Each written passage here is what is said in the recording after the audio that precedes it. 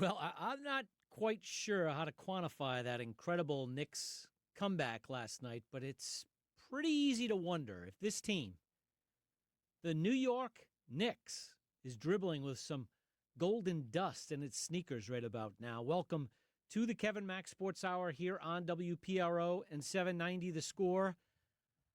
Well, that was improbable, amazing, just an incredible comeback by the Knicks in the Eastern Conference Finals last night against the Cleveland Cavaliers. The Cavaliers, they controlled that game for three quarters in pretty stark fashion. You wonder the Knicks layoff clearly bothered them, especially in the first quarter.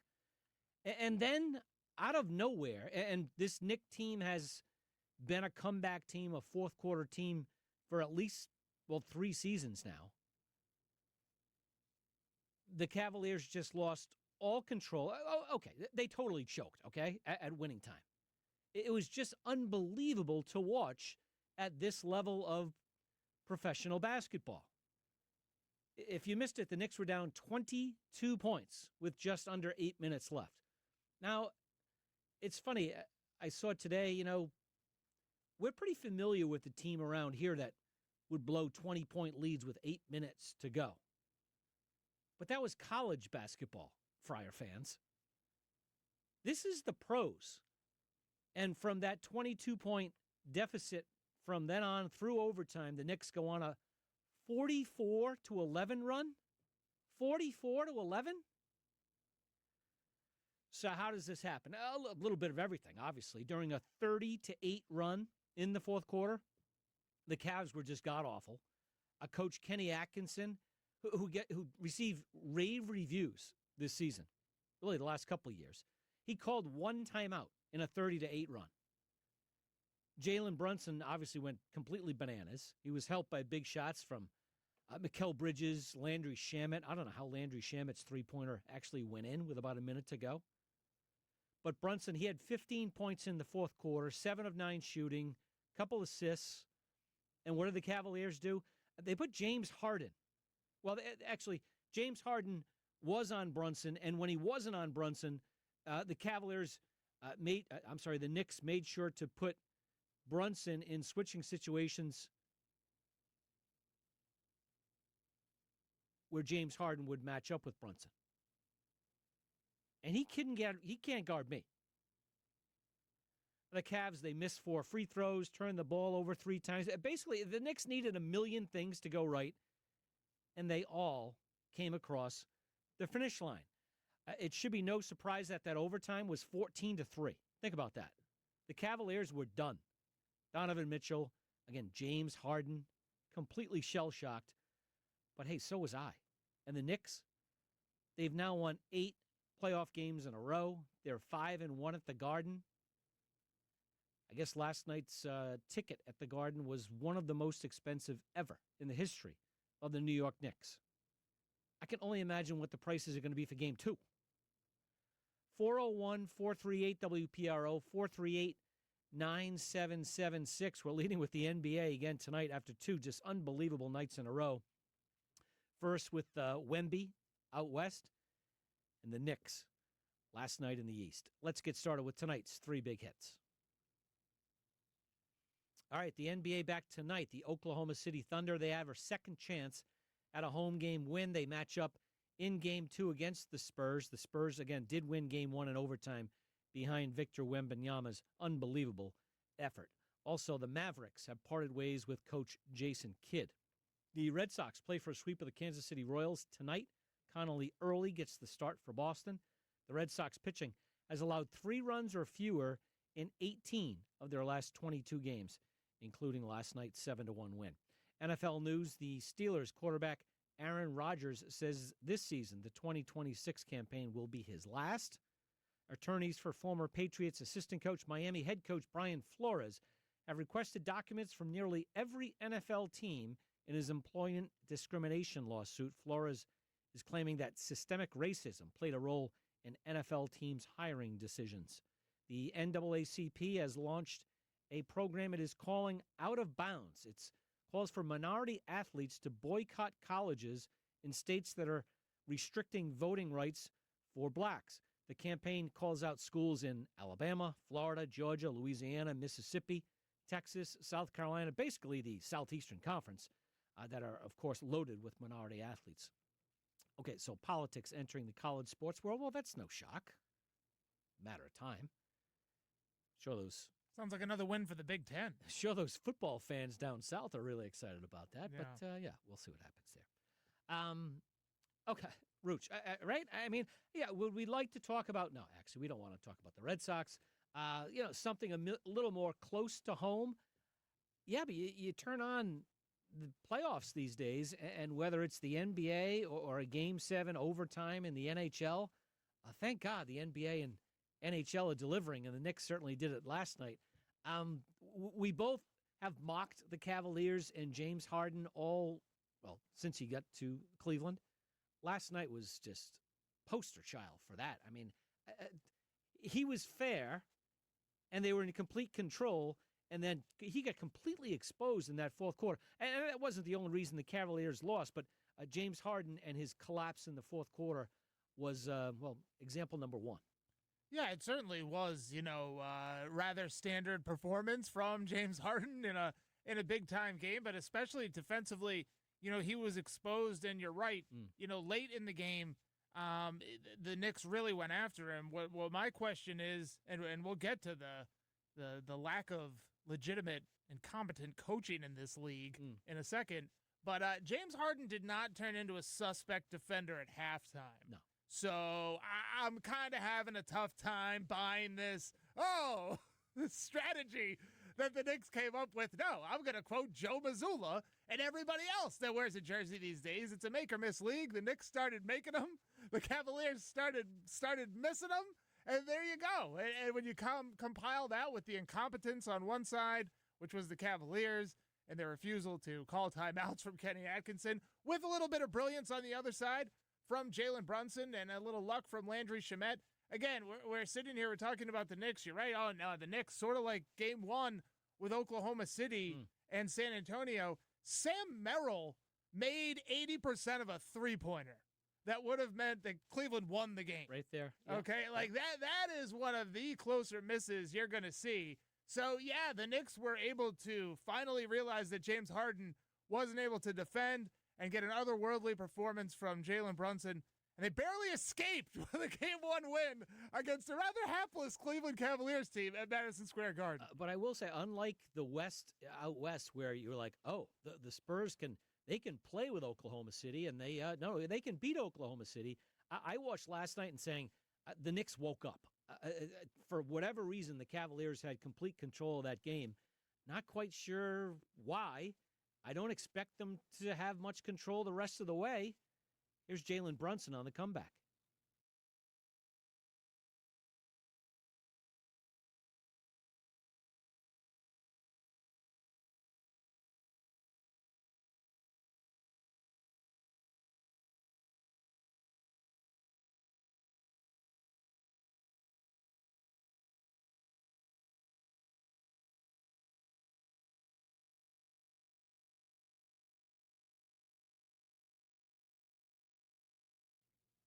It's easy to say, the Knicks started to make a lot of shots, which they did, especially Brunson. He got super aggressive. He was not super aggressive in the first half for whatever reason. And the Cavaliers obviously missed a lot of shots, were really bad defensively.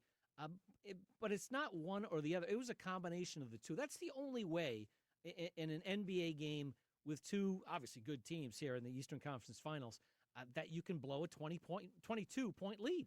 There's no other way around it.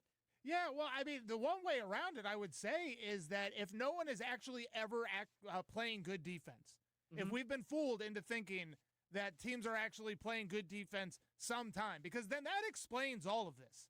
Because then you just get a cold spell from Team A, a hot spell from Team B, bingo, bango, a 20-point deficit is gone. And I say that because this happens with such regularity in this league. Big comebacks. Now, it's usually the three-point shot. And there were threes last night, but not like crazy threes. But this happens with such regularity in this league, K-Mac, that it's like if you were, and I used to think, just what you were saying, But if that were to be true, that happens so often that it's like, what? How do you not recognize that this is happening, guys? Like, you were just up 30. Now you're up 20. Now you're up 15. Now you're up 10. You're taking the same shots. You're running the same plays. You're not showing any extra urgency on defense. This happens time and again in the NBA.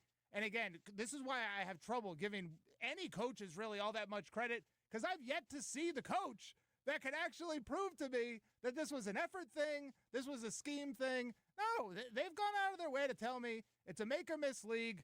They've convinced me it's a make-or-miss league. That's why the Knicks were able to come back, and that's why Cleveland lost. Let's see some in-game adjustments. That's what you're looking for. None. Knicks coach Mike Brown, well, he had one pretty good reason for the comeback.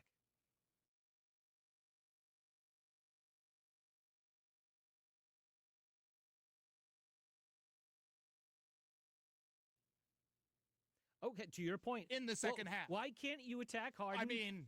and it doesn't have to be Jalen Brunson. Obviously, hey, if they want Harden to guard Jalen Brunson, that's, manna from heaven. But if they want Harden to guard Mikal Bridges, go at him.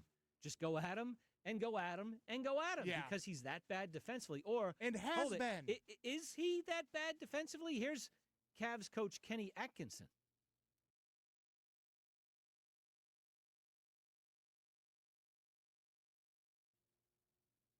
What? Does he watch the game? Obviously, he's covering for a veteran player. He's always been a bad defensive player. Yeah, he's always been a really bad defensive player. And again, like the Knicks, it was a very exciting win, right? But the way that they're and the Knicks too, not even just their fans, but the way the Knicks and the analysts are sort of talking about this in the wake of this game, it's like, New York, you got lucky. Like Mike Brown, we had this strategy to expose James Harden. Yeah. Bro, like, okay, great. You just sort of told on yourself. Where was it in the first half? Right. You didn't get an extra player. It's not like Brunson wasn't playing or Bridges wasn't playing. You didn't attack Harden like that in the first half. Why? Because it wasn't some strategy of yours. It's just something that unfolded. And as Brunson continued to go at Harden and as other guys continued to go at him, it was just like, hey, let's keep doing this because it's working. It could have said Mitchell on the back of his shirt. It didn't matter to Mike Brown and the Knicks who they were attacking. They were going after the guy who was letting them by like a turnstile, and his name happened to be James Harden. And, hey, playoffs are all about adjustments, right? And Cleveland will make some adjustments. Well, maybe Kenny Atkinson won't make any adjustments. I don't know. But the Knicks will certainly make some adjustments. Hey, again, we've watched the Knicks for a couple of years in a row now, really since Brunson got there. They've been a really good but desperate fourth-quarter team. You can't win the NBA championship doing that, right? I mean, they need to play 48 minutes or something resembling 48 minutes on a more consistent basis, right? Or is this team just got the horseshoe up at you-know-what? Well, I mean, in terms of the Eastern Conference, they have a horseshoe up their backside. I mean, again, over under 1.5. I saw a bunch of Wemby chum last night at Madison Square Garden is what I saw. Like, neither the Knicks nor everything is true about the Cleveland Cavaliers, right? It has to be in order for the Knicks to have won. James Harden is inept and a postseason curse. Kenny Atkinson couldn't coach himself out of a wet paper sack, and it took the Knicks overtime to win, right? So it's like, the Knicks have been very fortunate, but right now they're in the JV. In terms of that, horseshoe, I don't know if it can, hey, the finals, it's just one series. You'd never say never, but man, I'll be taking the under on that 1.5 games that an Eastern Conference team can snipe from OKC or San Antonio. So you don't think there's any Garden Magic down there on 33rd Street? I mean, it could stop Sam Merrill. I'm not ready for that either. Well, you know but what? I am in this series. I like the Knicks in this series. Again, it's fine. I got no beef there. They're 2-1 favorites to win the series, so I'm with you on that one. But it's like, again, it sort of speaks to, I heard Kendrick Perkins earlier, and I think he said this last year too, but he's like, Jalen Brunson's just a few wins away from becoming the greatest Knick of all time. Oh, come on, please. Right, exactly. Yeah. And you know what? He can actually kind of sort of make that argument, if for no other reason, that they haven't won a championship in forever. But that to me is sort of representative of that win last night. Like, I think people are so excited because of the electric nature of the win. Of the comeback. Yeah, really. yeah, and of the comeback, too. 99.9% they were going to lose, probability speaking. With 7.5 minutes left, only one other team has ever won like that. Yeah, ride that high for sure. But it's a home win. You barely got it. And you played like a team that's going to lose like 40 to the Western Conference champion. Yeah, and Game 2 is important, obviously, for the Knicks. It's super important for Oklahoma City tonight. We'll get to that later in the show. And we'll also have our birdies and bogeys tonight. But when we come back, don't get excited. The Red Sox have won a couple in a row. But we'll tell you why. Next on the Kevin Mack Sports Hour. Welcome back to the Kevin Mack Sports Hour here on WPRO, 790 The Score. And all I can say is, at last, Jarren Duran playing up to his ability. I think he's a good player, very talented. We've seen it through his time with the Red Sox. Consistency has been missing, largely. This year, he's off to a horrible offensive start. Last night, a little bit of everything. Stealing bases, making a great catch in left field, showing some serious power in the seventh inning. Hey, we killed him, I think it was last night or 2 nights ago. So we have to praise him on his big night, Rooch. That's how we're very fair here. Yeah, last night I went after Caleb Durbin. So it was 2 nights ago. It could have been Duran a couple nights ago. I think we threw a few guys in our nightly kills on the Red Sox. I'm not saying we didn't go after Duran. He was definitely hitting south of 200 and deserved all the criticism we were giving him. But, very impressive night last night. A Little League type night, right, where you show up and one kid's doing everything. Yeah, for sure. It's just like, oh, wow, that kid's a good fielder. Oh, wow, that kid's really fast. Oh, wow, that's a great home run by that kid. And that was Jarren Duran last night. And, right, the Red Sox could use, 50 more of those performances from Duran throughout the rest of the season. For sure. Duran with the home run in the 9th inning. That I wouldn't say wasn't needed. It was a 3-1 game at the time.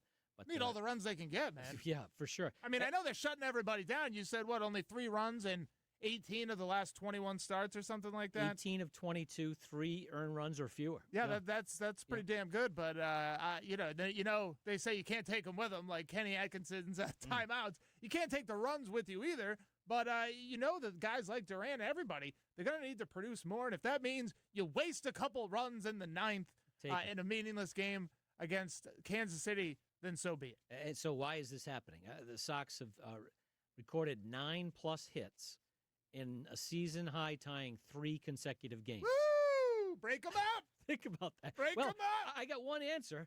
It's the Kansas City Royals. Yeah. Okay? They're one of the they're one of the worst teams in baseball.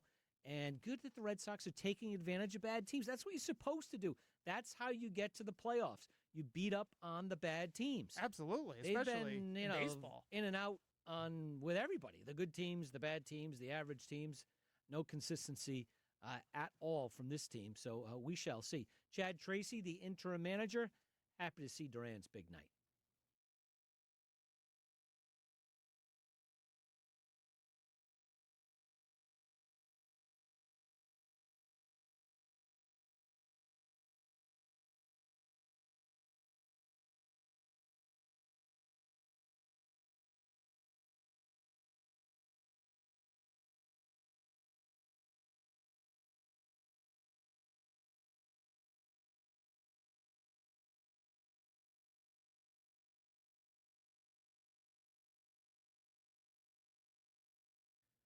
Now, easier, said than done, but I like Tracy's first comment there about, if he stays off bad pitches, takes the walks, moves the line, he's an effective player.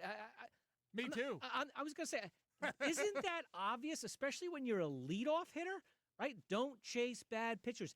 Get on base. You're a weapon with your feet, with your legs. I mean, he's a dynamic player, offensive player, when he's using all of his skills. And instead, the guy's been striking out a lot, ground balls, a lot of ground balls, and hey, better pitch selection. Shouldn't that be obvious by your leadoff hitter?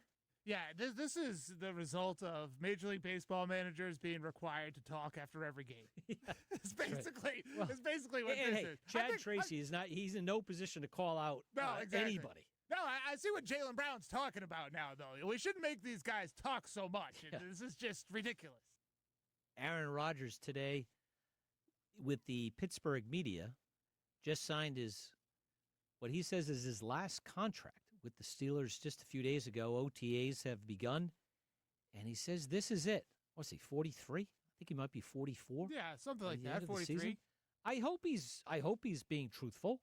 I have no idea why the Steelers would want Aaron Rodgers to be their quarterback this year, except horrendous planning in the quarterback position. That re-signing Aaron Rodgers is their best option. But I guess he's their best option, Rooch. I say good luck to him. I will say he's shown more durability in the last couple of years than he has, earlier in his career, but he just hasn't been very good, and he's probably still better than Mason Rudolph and Drew Aller.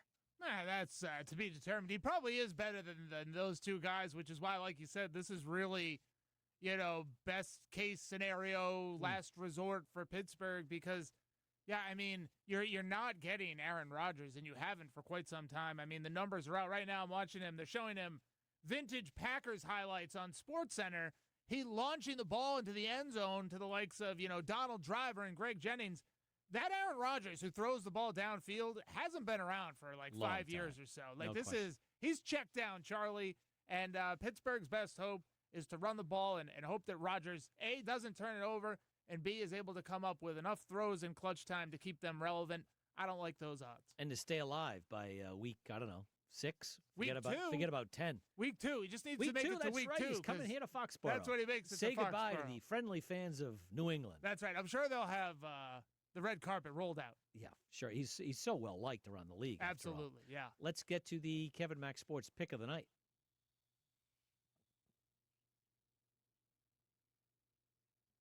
That's a good point. Is this going to be like a reverse Kareem Abdul-Jabbar tour? He where gets he just booed gets everywhere booed he goes? everywhere he goes? That'd be awesome. That'd be pretty good. I mean, and I don't know.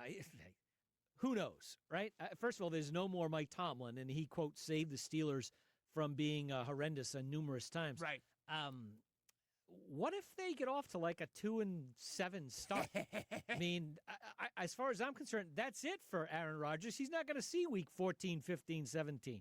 Not going to happen. No, I certainly wouldn't think so. And but again, what are Pittsburgh's options? They're going to hand the keys to Drew Aller. Why? Because he played college football in Pennsylvania. Yeah. I mean, they're in bad shape. And like I said, that's their best hope is defense, running the football, and praying for rain.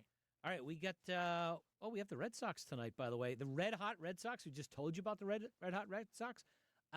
They're underdogs tonight.